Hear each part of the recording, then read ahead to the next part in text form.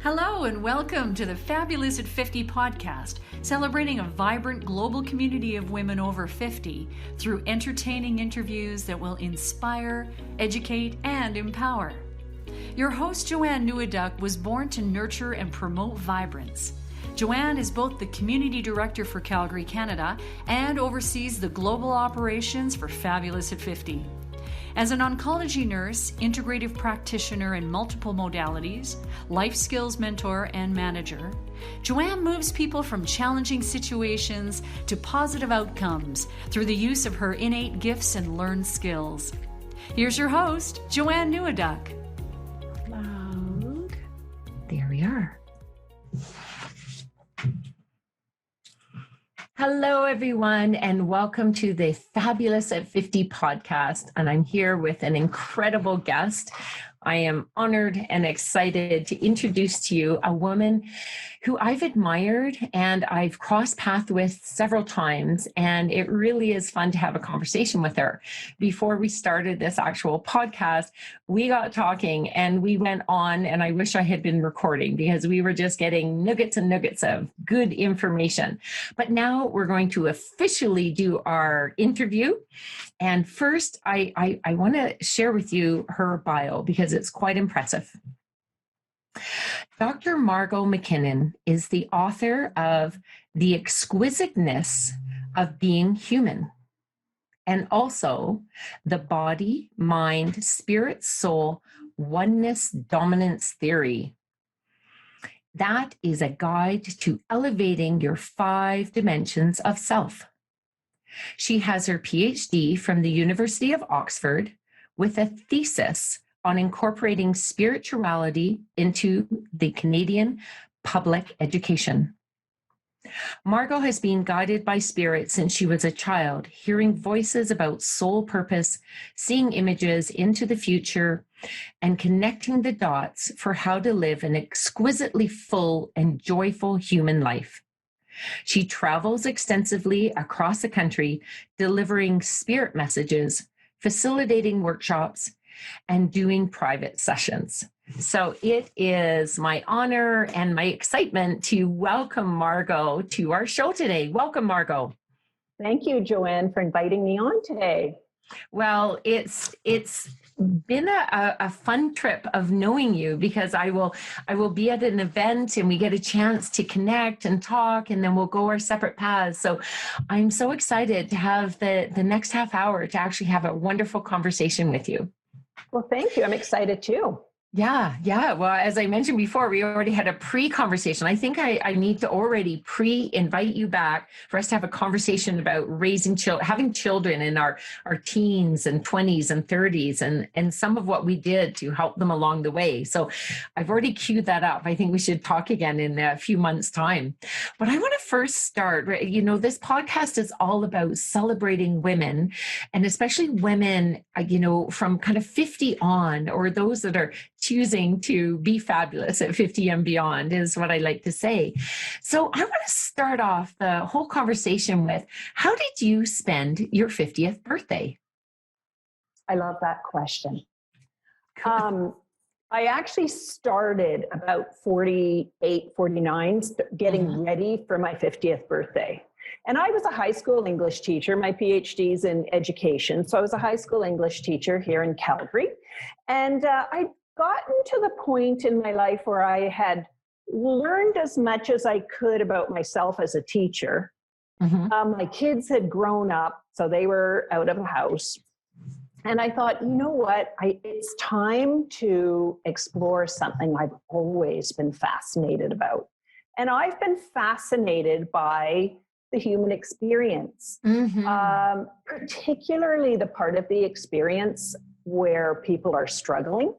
And how do we get our feet back on the ground in those experiences? And that's so topical really right now. It sure is. And it just charged. And that's what I did as a classroom teacher, was I really made a point of taking teaching positions where the kids were struggling, because that's when I felt I was being a valuable person. Anyway, so I decided that I was going to explore something I was fascinated about, and that's the human spirit. And And as an educator, we weren't talking about spirituality in schools. And I thought that when people are struggling, they're exploring why am I here? Is this all there is? What am I supposed to be doing with my life? I think it's big questions that everybody has asked themselves at some point in time, at some age. And we get different answers depending on how old we are at times. Exactly. And we were talking before this podcast about what is the life your spirit wants to live? And that's my big question of my life. And I always have to make sure I've created the life she wants to live. Right. And that changes over time. Expands, you might go off in a different direction. So what I decided to do was go to Oxford and get my PhD.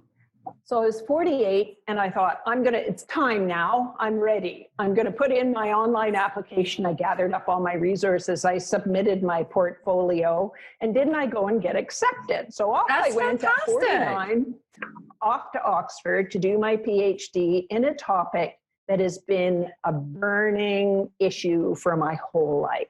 I wanted to take time out of my career to read deeply in that subject, to talk with other people who were interested in that subject at the same time. I ended up there in the Department of Education, and I lived in this stone mansion. It was called the Mansion. If you sent me a letter, Joanne, you would have had to say Margot McKinnon, the Mansion. Oh, that's fun. How fun. So I lived there, and it was like on this big estate property, fruit trees. I had this beautiful desk, and I'd sit and look at magnolia trees in the spring, and I'd be just writing about all the things I was passionate about. How many years were you there? 4 years. 4 years. And great experience. It was really fantastic. And then I rode my bike everywhere. And I wasn't a cyclist, but I learned how to ride my bike with traffic and everything. Yeah. I rode my bike along the Thames into where the Oxford University was. I took all these courses. I was presenting in Canterbury and in London and in Oxford. And I was meeting with all these really great intellectuals and other international students. So exciting. So how did I celebrate my 50th birthday? I said, you know what? My kids have grown up and it's time to get my life back. It's time. And that was, my spirit wanted to live the life of a mother, but now they're gone. I'm going to go the other thing my spirit wants to live, which is to become really a subject matter expert on the things that I value. And going off to Oxford and doing that. So my actual birthday, I'd say, was 4 years long. Yeah, that's a lot of people talk about their birthday year, the 50th year. It's such a poignant year in our life. So to spread it over 4 years of celebration, doing something that your soul feels like that, I'm getting tingles. It's like magical that you went for it, because honestly, you could have made every excuse in the world. Why not? On how not to. And we think about, what are those excuses, Joanne? I don't have the money to do it. Yeah. I don't have the time to do it. My kids need me. Well, my kids had grown up. Now, mind you, I still had one in high school, but he was going to Argentina to go and live the life his spirit wanted to live. So I would have been left in Calgary by myself anyway. Really, we make up these reasons why we can't do something. But really, we can do it. We can. And that term about my kids need me, I lived that. And for years, my spirit was the same. I was a full-time stay-at-home mom. And it became very powerful when I actually owned that. Because when I used to kind of go, oh, well, I'm staying at home because this and this and this and this and this, I used to make excuses. And when I really stood and went, given every choice in the world, I would have still been a stay-at-home mom. I would have made it work no matter what, because that's what my spirit needed. And then it needs something different. What I love is that what our kids need us to do is to keep showing them that it is okay to live your life and you can still be connected to your loved ones. And that, I think that's a far better lesson to teach them than necessarily being the one cooking their meal in that day. Well, I thought my role in their life as their mother was to help them create the life their spirit wanted to live. Oh, say that again. I'm going to get you to pause. Say that again. That was my so beautiful. role as a mother Yeah. was to help my kids create the life their spirit wanted to live. And that is so poignant, because that really is our role. Yeah. To do that, I needed to show them that I was living the life my spirit wanted to live. Absolutely. And when I went to Oxford, I was it's a 9 week on, 6 weeks off. So I'd come back to Calgary for 6 weeks, but one was at university, one had joined the military, and he was all over the place. And so I'd come back and forth. But after a while, I said, well, I sold my house to pay for my degree. So that's how I got my money. And I thought, why come home? I'm homeless. I said, I'm home here. How did I spend my 50th birthday? I'm homeless, jobless, kidless. That's a great title. This is how I spent it. But then really how you spent it was fulfilling your soul's mission. Yes. Taking a step towards the fulfillment of your soul's mission. Yeah. Because that wasn't it. Because I don't think, I personally don't believe that our mission is ever complete necessarily. Well, maybe that's when we transition on, but it's that we just keep, when we fulfill something that fills us up and we share with others, and then we take, now what next, not in a way that we're never satisfied. It's that we're filled up, we're satisfied, now we're going to go on to the next thing.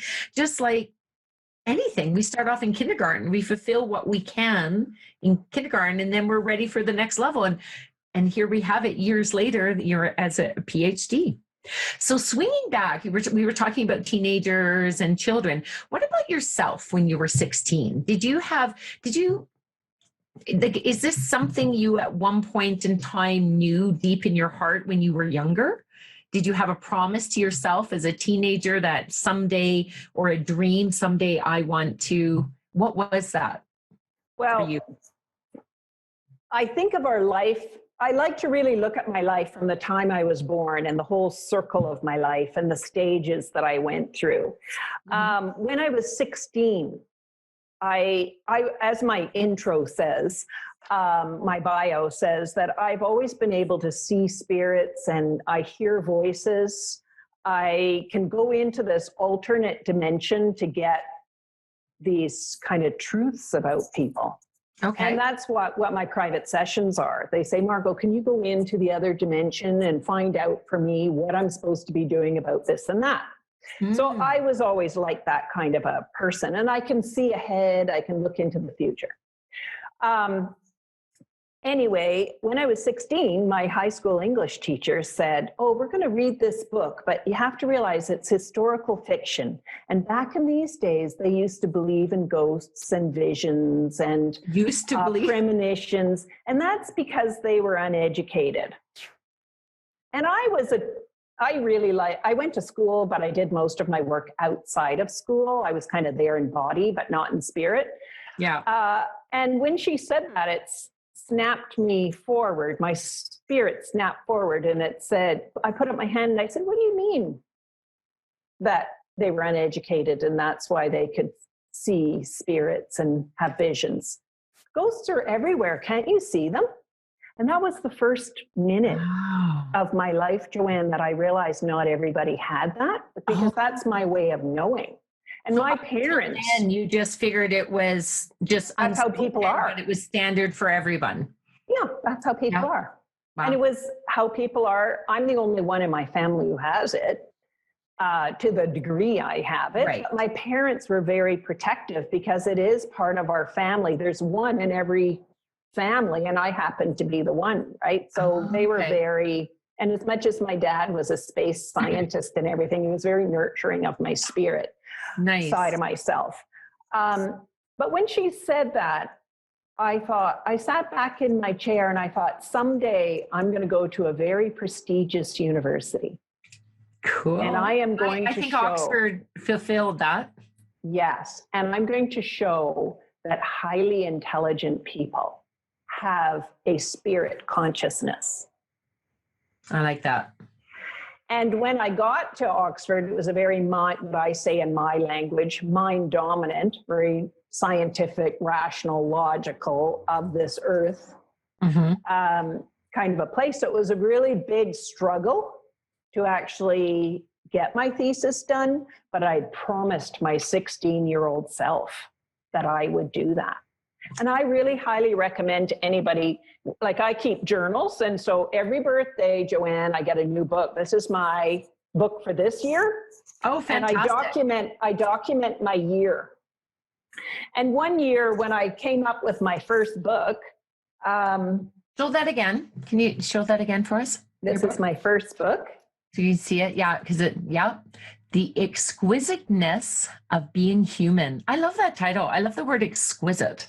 I'll tell you why I came up with that title. Yeah. I came up with this idea when I was doing my master's degree at the University of Calgary, and I was doing teacher professional learning in organizational culture. Doesn't that sound like a real like scholarly title? I took one class that was just for myself, and it was called The Philosophy of Mind. Again, the passion, the reason for why I'm here. That's what I love. Yes. And the first homework assignment was, how are the body, mind, spirit related? I went home and I did my thing, took my spirit consciousness into this other place and pulled down this big theory. And then when I came back to my class, everybody else had read books. This person says this and this and this. And I thought, oh my goodness, it never occurred to me to read a book. I went over. The book is what's already been done. You went and had the experience. Yes. And what this experience, this going into this other dimension showed me was we have more than 3 dimensions. We have 5 dimensions. We have a body, mind, spirit, but we have a soul. And when I was having in that space, that spirit space, I said, spirit and soul, I thought they were the same thing. No. I was just going to say, can you explain just briefly the difference for us here? Yes. So your spirit, it's you, it's your eternal you. When you came from absolute unconditional love, you're going to go back into that unconditional love. Okay. It's the ghost, right? So when people see ghost spirits, you have one. It's not like your spirit suddenly materializes when you die and then you're haunting places. So it's the energy. It's your energy. Okay. Well, your spirit looks just like you. Okay. And like you can do a whole bunch of things with your spirit. I have mine run errands for me.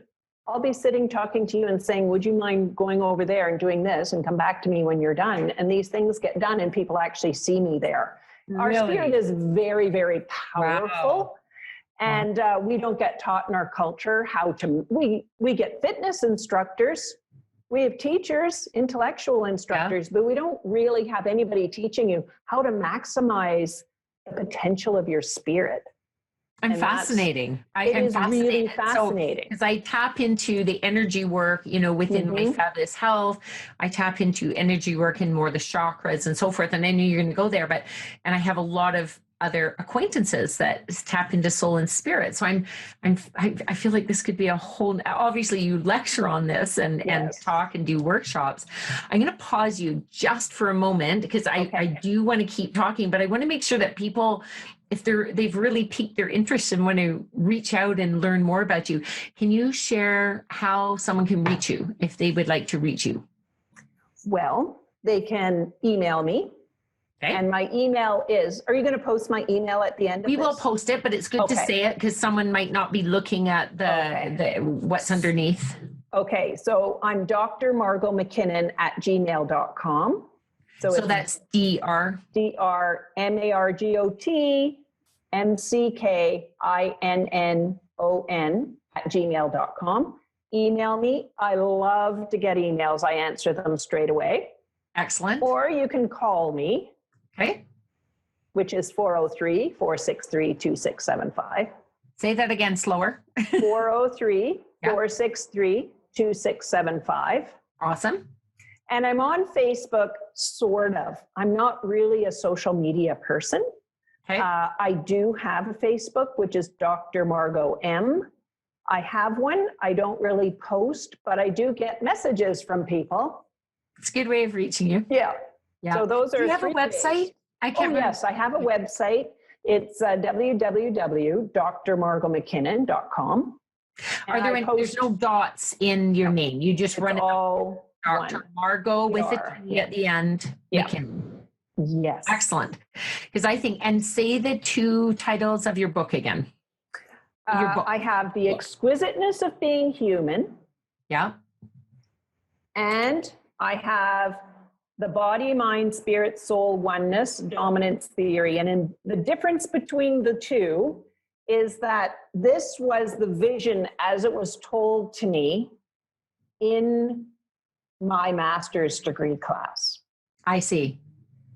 Yeah. And what it was most profound, because you were talking about the title, the Yes. most profound was that I realized that I'm a spirit dominant person. Okay. And that's why you can see visions or ghosts and so forth. I see. Okay. And also, so I am still more connected to the spirit dimension than I am here. So there are many spirit dominant people who feel like a stranger, an alien here on earth. Yeah. I've heard that. I've heard people use that term. Yeah. Yeah. They feel like that because this world doesn't make sense. Why doesn't it? Because they're still very attached to the absolute blissful, unconditional love from the other side. Right. The spiritual side. So this world looks harsh and abrasive by comparison. Right. Right. And some of them, Joanne, just want to go home now, back to the spirit dimension. Yeah. And that's why I called this the exquisiteness of being human. Because when I realized I'm a spirit dominant person, I thought, I need to find the exquisiteness of my life. Oh, I just got shivers then. Yeah, I need to find out. No matter what you are, we need to find the exquisiteness of our life, or it would be very hard and harsh. Yes. Now, I have a question. I wanted, because I know I sort of interjected there. I wanted to make sure people knew how to reach you. Can you just touch base? You explained, I think, spirit very well. Mm-hmm. Now, just touch base on, so what's different about soul? Okay, so your spirit dimension is you, your intangible you, your ghost you. Your individual you. Your unique self, your eternal self. It's inside this body looking out your eyes. Okay. Your soul is your purpose. Okay. So when I had spirit dominant kids, and frequently they were struggling boys. Yeah.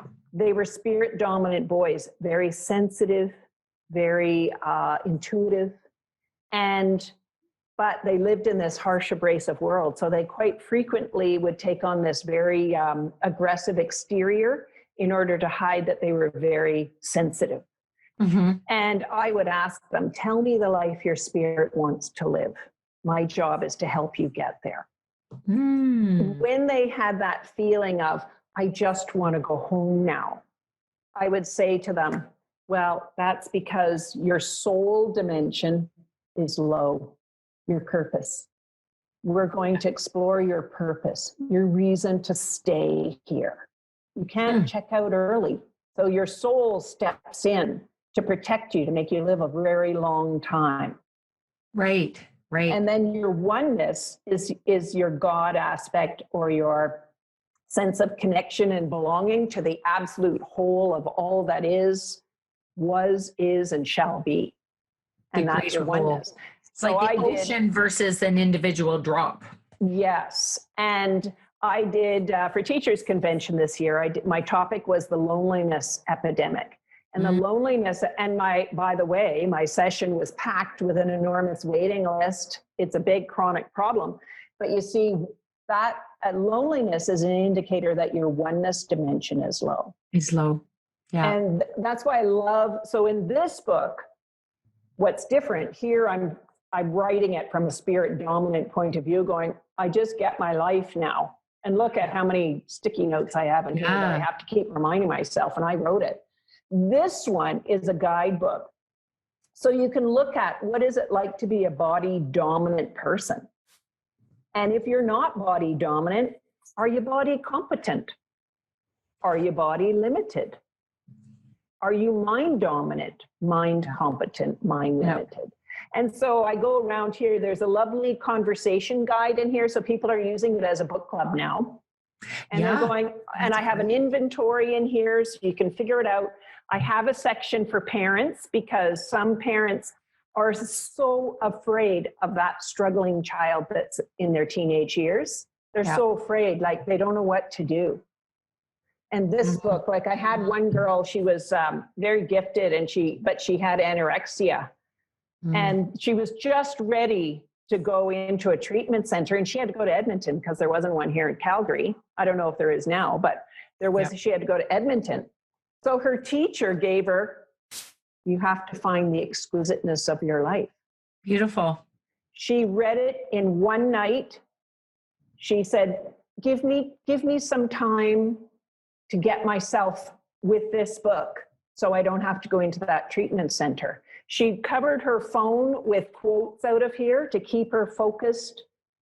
You know, what the life her spirit wanted to live. Why was she beating up her body dimension? And she never did have to go in, and she finished off her school year. That's fantastic. What I loved about that is so many models and you know, as you know, I'm a registered nurse and I've gone through all of that. So I have a very science-based background, but I always wove in that I saw a greater picture. And I was able to add that in, and I don't know, sometimes I have to compartmentalize because I can't always bring everything I know, but I can weave it in and we can weave that essence in.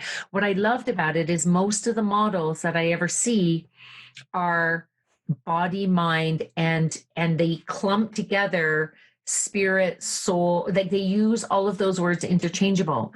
What I like is that you have divided out that extra section that we don't always know what, and divided it into 3 distinct sections that even though they're so intertwined, they have a distinctiveness difference around them. I'm so glad you noticed that. Because like that we do, because I'm picturing somebody that feels like they're having maybe a spiritual crisis in essence, like to use the words that are out there, and that it could be just that one of those is so limited, and that if they can balance them out better, then it works together a bit more of a whole. Exactly.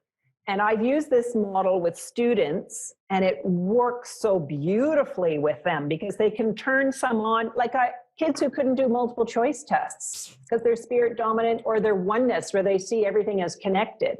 Yeah. And I'd say to them, okay. Choice. That drove me bonkers because I could see it all. I could make any one of those. I could, if you argued with me, I could give you my rationale for all of them. Yes. So I would just say, okay, all you guys who can't do multiple choice, you're coming every lunch hour. We'll make it nice. Bring your lunch, and I'm going to show you. This is a mind dominant instrument, logical, rational instrument. And it's created by mind dominant people, and they think that assesses everybody. Well, it doesn't assess everybody. Right. So I'm going to show you the system, because that's what the mind is. It's the system. I'm going to show you the system. So I had kids who could do 35%, and they were so scared in grade 12. And at the time, it was worth 25% of their overall mark, how they performed. I could get them to 74%, all of them. That's fantastic. Within 2 weeks, consistently. And they even perform. I couldn't get them up in the hundreds, but 74 was way better than that's 35. That's like huge. Double. That's doing more than 100% better. And, you know, I love that that's expanded, because I mean, I look at something, even body, you could divide body into different aspects. You can divide mind. Like that's another topic. Our minds are fascinating because we have our brain, we have the physiological exchanges that go on in our brain. And then there's the mind, which is a whole nother talk. So to go into the side and understand the nuances really between spirit and soul and oneness, and being able to balance that is fantastic.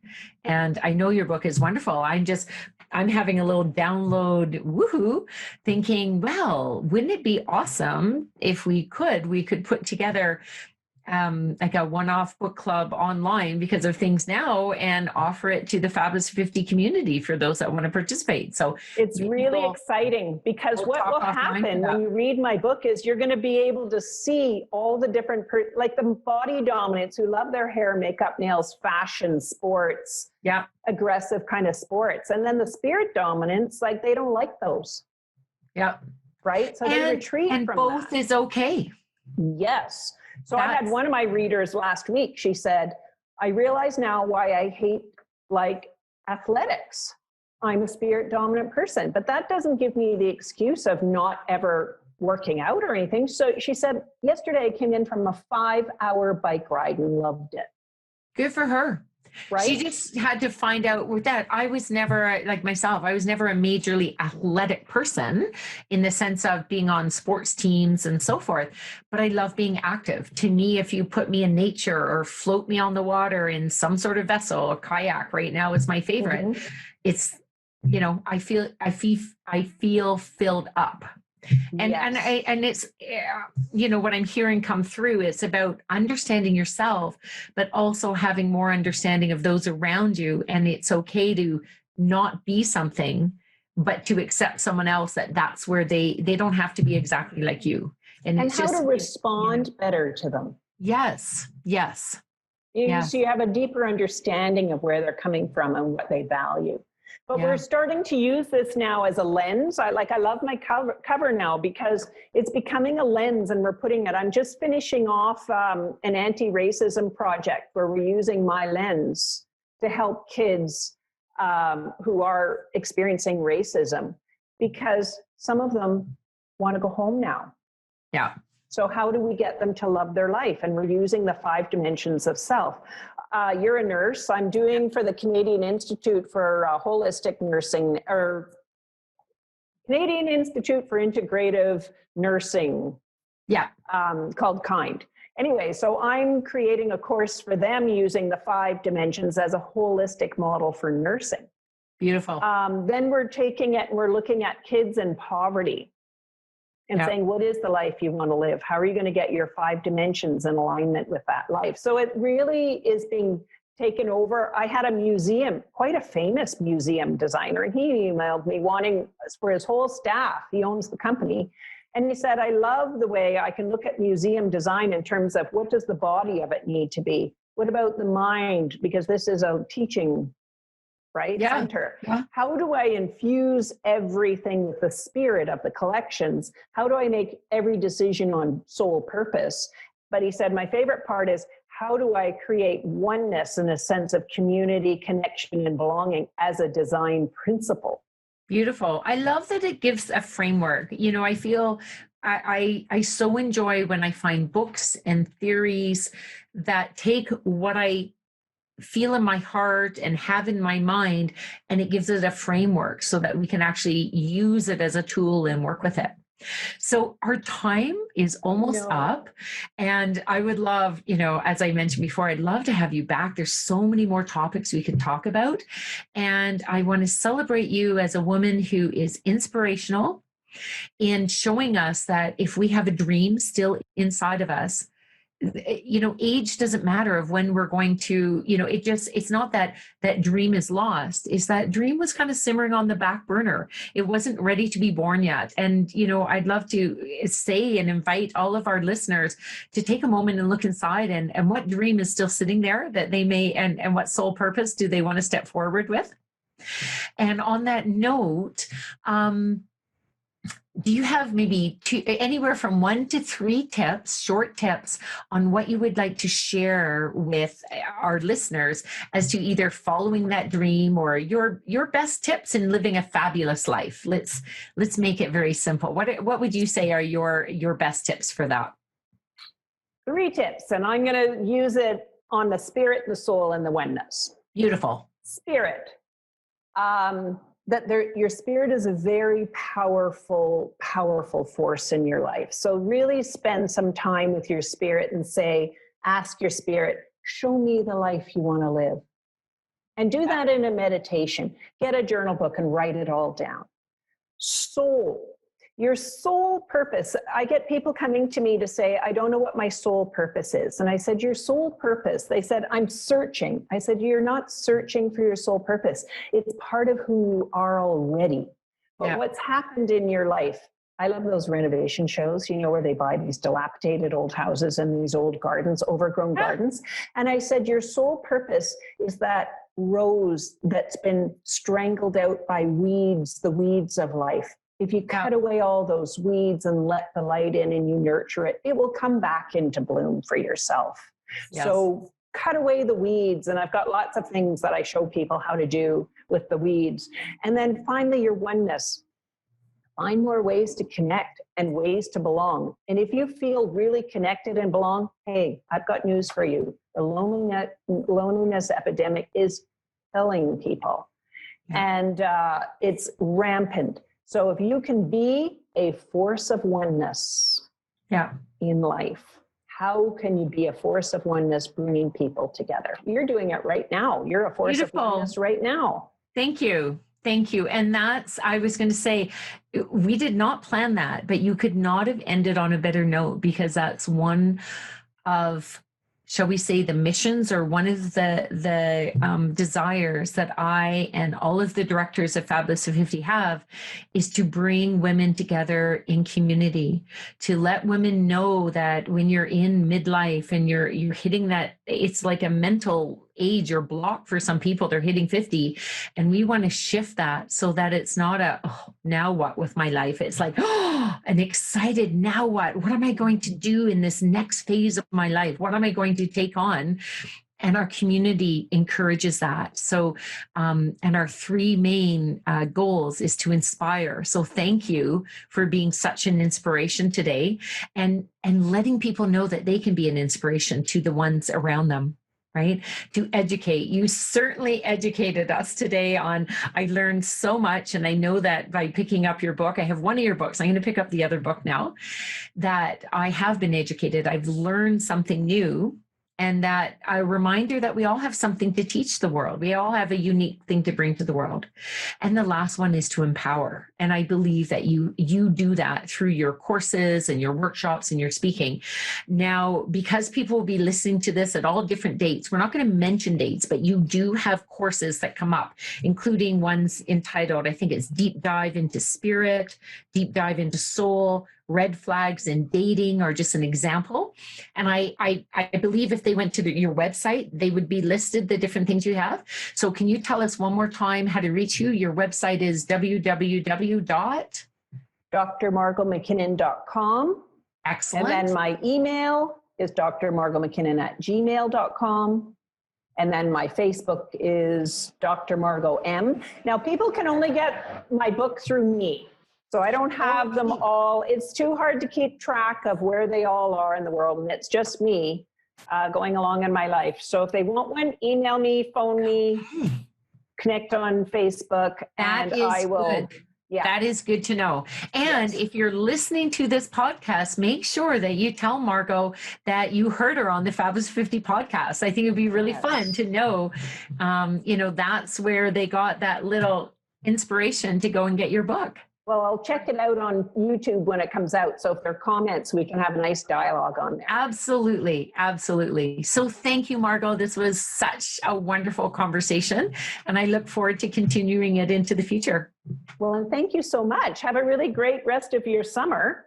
I will. And you too.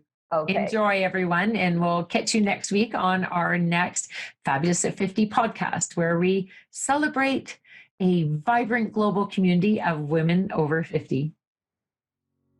Thanks for joining us today.